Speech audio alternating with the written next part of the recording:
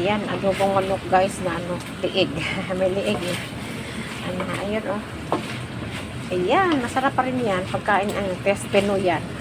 Ako lang kakain yan. Gusto ko yan eh. Ayan, inadobo ko. Ang sarap.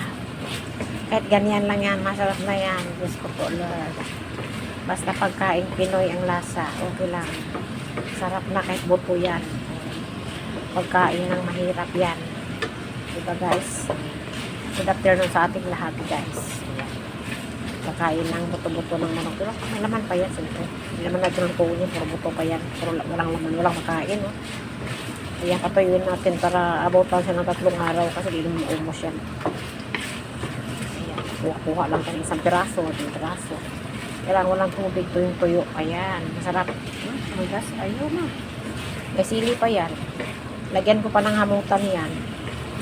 Diba? Paminta. Bawang sibuyas. Patuyuin ng patuyuin talaga siya para hindi masira.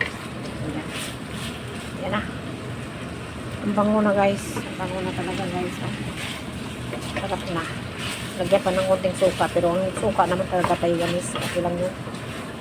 Suka kasi ng Taiwanese. Konting ano eh. Konting asukal.